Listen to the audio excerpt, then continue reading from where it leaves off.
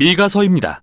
미가는 남유다의 모레셋이라는 작은 마을에 살았고 이사야와 거의 같은 시기에 활동했습니다. 북이스라엘과 남유다는 분열된 지 오래였고 두 왕국 모두 이스라엘의 하나님과 맺은 언약을 어기고 있었죠. 그래서 미가는 하나님께서 악하고 강한 아수르 제국을 일으켜 북이스라엘을 탈취하고 예루살렘을 황폐하게 하실 것이며 또 그 후에는 바벨론이 그보다 더 큰 파괴를 가져올 거라고 경고하죠. 다른 모든 선지자들처럼 미가도 하나님을 대신해 이스라엘을 질책합니다. 3장에서 그는 나는 하나님의 영으로 말미암아 능력과 정의와 용기로 충만해져서 이스라엘의 죄를 그들에게 보이리라 말하죠.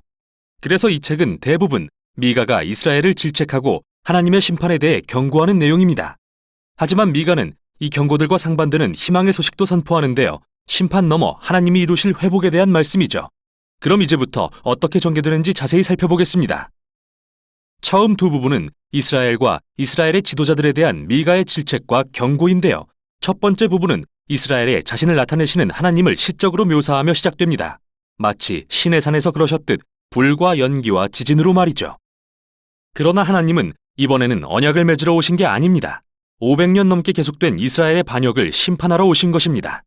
미가는 이 모든 반역의 장본인인 이스라엘의 마을과 도시의 이름을 낱낱이 열거하면서 하나님이 그들 때문에 오신다고 말합니다. 그런데 왜일까요? 미가는 이스라엘 지도자들의 심기를 건드리는데요. 그들이 절도와 탐욕으로 부유해졌다고 질책하면서 열왕기상 21장에 나오는 나봇의 포도원을 훔친 아합의 이야기를 넌지시 언급합니다. 뿐만 아니라 그는 부패한 이스라엘 선지자들도 지적하는데요.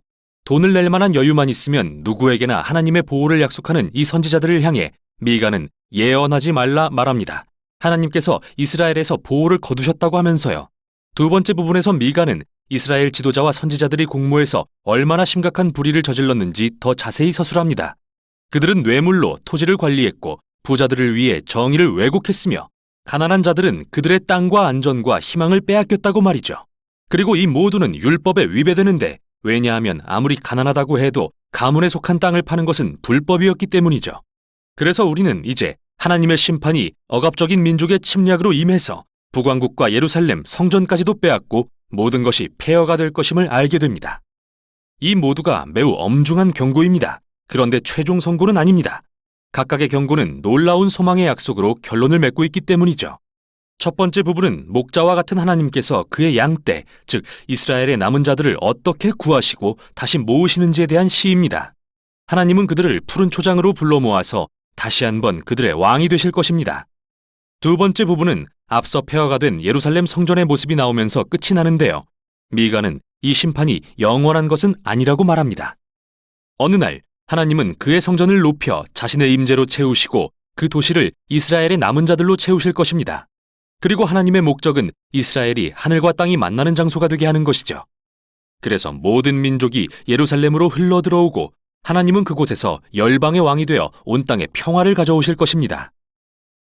이 두 개의 결론은 정말 강력한 희망의 시입니다. 책의 다음 부분은 이들을 좀 더 발전시켜 아름답게 구성된 일련의 시들을 보여주는데요. 모두 이스라엘과 열방의 미래의 소망에 대한 것이죠. 우리는 여기서 이스라엘이 아수르의 침략 이후 바벨론의 정복 땅에 포로로 끌려가지만 하나님께서는 그의 백성을 회복시켜 그들의 땅으로 다시 돌아오게 하실 것을 알게 됩니다.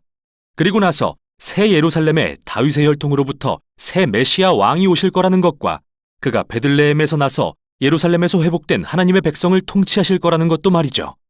끝으로 메시아가 왕 되신 이 하나님 나라에서 하나님의 신실한 남은 백성들은 열방 가운데 복이 될 것입니다. 그러나 동시에 하나님은 최후의 심판으로 그분의 세상에서 악을 제하실 것입니다. 이 책의 마지막 부분은 경고 다음에 희망의 내용이 선포되는 양식으로 돌아갑니다. 앞부분에서 본 것처럼요. 미가는 다시 이스라엘 지도자들의 불의한 경제적 관행을 들추고 그로 인해 그 땅과 백성이 멸망한다고 경고하는데요. 여기서 미가는 이스라엘이 하나님을 따른다는 게 뭘 의미하는지 요약하는 유명한 말을 남깁니다. 사람아, 주께서 선한 것이 무엇임을 내게 보이셨나니 여호와께서 구하시는 것은 오직 정의를 행하며 인자를 사랑하며 겸손하게 내 하나님과 동행하는 것이 아니냐. 이것은 정확히 이스라엘이 하지 않고 있던 것이며 그래서 멸망에 이르게 되는 것이죠. 하지만 이 책은 또 다른 강렬한 희망의 메시지로 끝이 납니다. 이스라엘이 한 개인으로 의인화됩니다. 그는 수치와 패배감에 홀로 앉아있죠. 분명 이스라엘의 파멸과 유배에 관한 모습인데요. 이 사람은 하나님의 자비를 구하며 들으시고 용서해 주시라고 애원합니다. 그런데 왜 하나님이 이 믿음 없고 반역하는 백성을 들으시고 용서하셔야 되는 거죠? 시인은 두 가지 이유를 드는데요. 첫째는 하나님의 성품 때문이라고 말합니다. 주와 같은 하나님이 어디 있으리요? 주는 죄악과 반역을 용서하시나이다. 그는 하나님의 자비가 그분의 분노와 심판보다 더 강하다는 걸 아는 것이죠. 두 번째 이유는 하나님의 약속들 때문입니다. 그가 말하길 주께서 옛적에 맹세하신 대로 야곱에게 성실을 베푸시며 아브라함에게 인애를 더하시리이다. 이는 이 책의 맨 마지막 구절로서 아브라함과 그의 자손에게 하나님이 주신 언약을 암시합니다. 창세기에 기록된 모든 열방이 아브라함의 자손을 통해 하나님의 복을 받을 거라는 언약 말이죠. 그러나 열방의 복이 되기 위해서 이스라엘은 먼저 하나님께 신실해야만 하는데요. 그래서 이 책이 심판과 소망 사이를 오가며 이에 대해 설명하고 있는 거죠. 하나님이 이스라엘을 통해 열방의 복을 베푸시려면 반드시 그 백성들의 악을 심판하셔야만 합니다. 하지만 그분의 심판은 결국 소망에 이르게 되는데 하나님의 언약적 사랑과 약속이 인간의 죄악보다 강하기 때문이죠. 그리고 하나님의 궁극적인 목적은 멸망이 아니라 살리시고 구원하시는 것입니다. 이 책의 결론을 빌리자면 하나님은 언약적 사랑을 기뻐하셔서 우리를 다시 불쌍히 여기시고 우리의 죄악을 발로 밟으시고 우리의 모든 죄를 깊은 바다에 던지실 것입니다.